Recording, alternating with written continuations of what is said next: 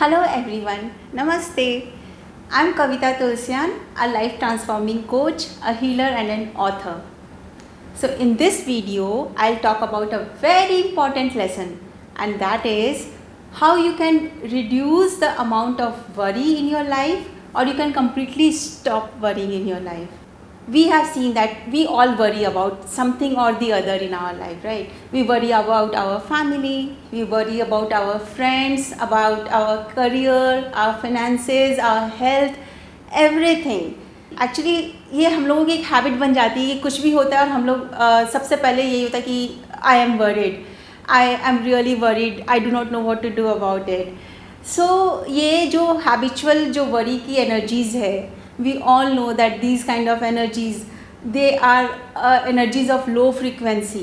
तो जब भी when you feel that you are worried, you can check your body language, क्योंकि as we have learned earlier कि हम लोगों की जो frequency है, जो emotions है, they tell upon our body language as well. आप देखोगे कि आपके यहाँ पे frown आ गया है, आपकी body stiff हो गई है, एक अलग तरीके की एक बॉडी लैंग्वेज हो जाती है. ऐसे आप हर समय एक चिंता में डूब के बैठे हुए हो. Anybody look at you and they can say कि क्या बात है भाई, क्या हुआ, कुछ हो गया क्या, क्या चल रहा है लाइफ में, इतनी चिंता में क्यों लग रहे हो.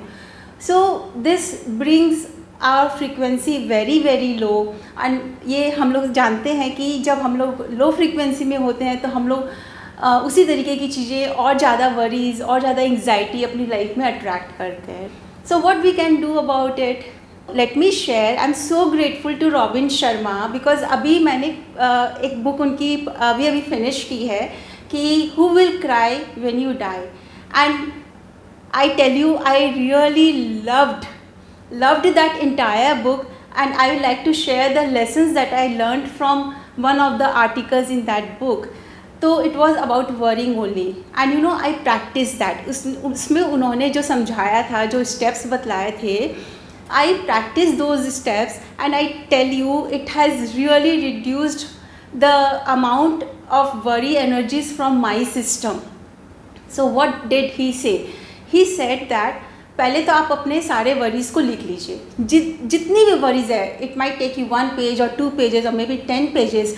जितने भी पेजेस आपको लगे, you write down each and every point कि आपकी क्या क्या वरीज है लाइफ में, what are the things that are bothering you और that are making you feel worried about it. तो वो आप सब कुछ नोट डाउन कर लीजिए. What you can do is you pause my video and write down everything, so that कि आप अभी का अभी आपको एक सोल्यूशन समझ में आए कि मैं जो बोल रही हूँ, जो लेसन आपके साथ में शेयर कर रही हूँ, how effective that is. So please write down all the things that you are worried about. Now, अब आप इसमें से delete method को अपनाइए. So what we will do कि we will keep on deleting the things as I am explaining to you, as I understood it from Robin Sharma's book. आप देखोगे कि आधी से ज़्यादा जो worries है आपकी, वो आपके it is related to our past issues, कि past में ऐसा हुआ था. So understand, जो पास्ट में हुआ था, can you do something about it? Can you change it? You can't. So what's the point of worrying about it? What you can do is, number 1, you can learn your lesson from it and then move on. क्योंकि past में जो भी कुछ होता है, it always brings us a lesson.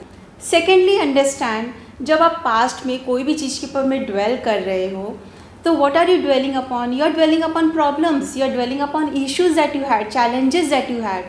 And as we know कि हम लोग जहाँ पे अपना attention डालते हैं, वो चीज़ और grow करती है.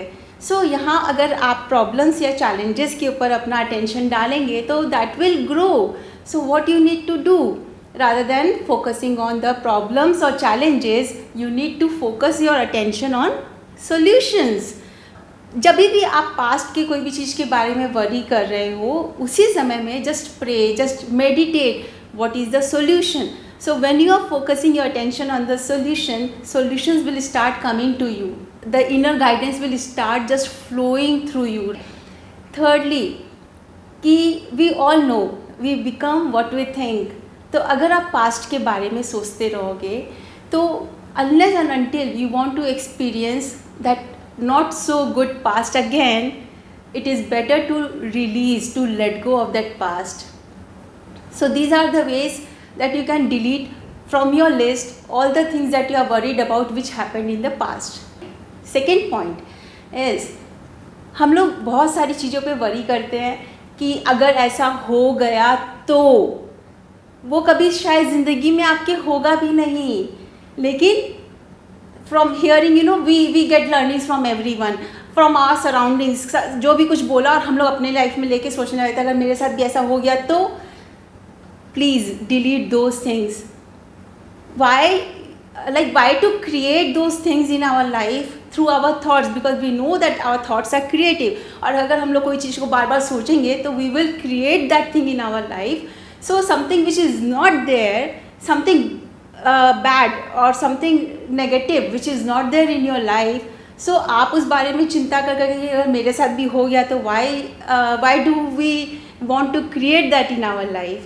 So you can delete those things.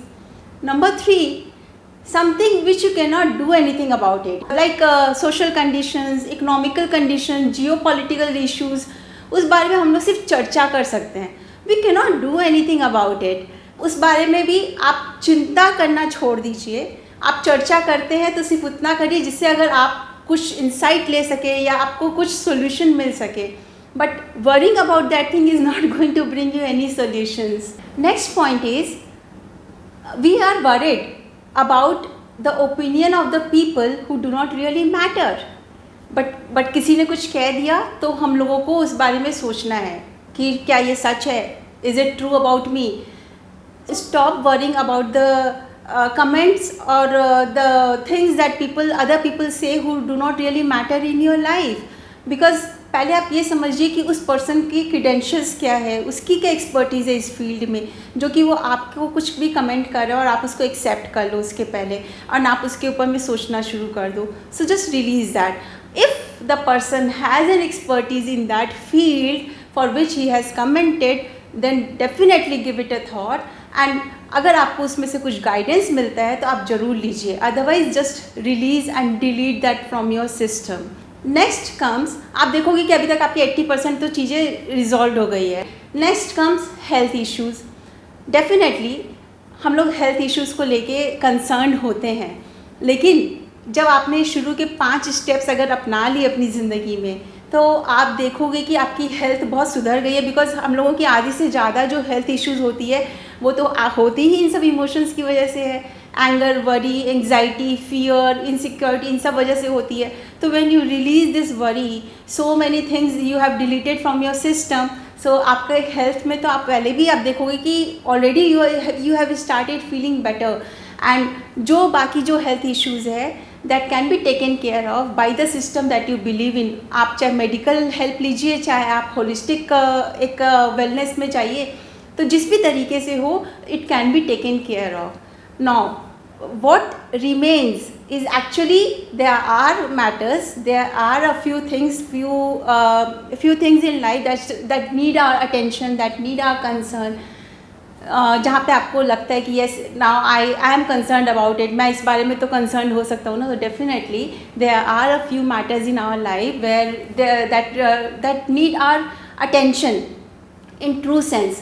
So for those solutions, you can take the help of a coach or a mentor or an expert in that field, or whoever you feel deemed कि ये आपको सही guidance दे पाएगा या यहाँ से आपको एक सही सॉल्यूशन मिल पाएगा. But the rest of the things can be taken care of, can be deleted from your system, and you can live a more peaceful, more fulfilling life. So keep enjoying, stay blessed, and if you feel that this video has added value to your life, please do share, like and subscribe to my channel so that it reaches other people also and add value to their lives as well. Thank you so much. Bye bye.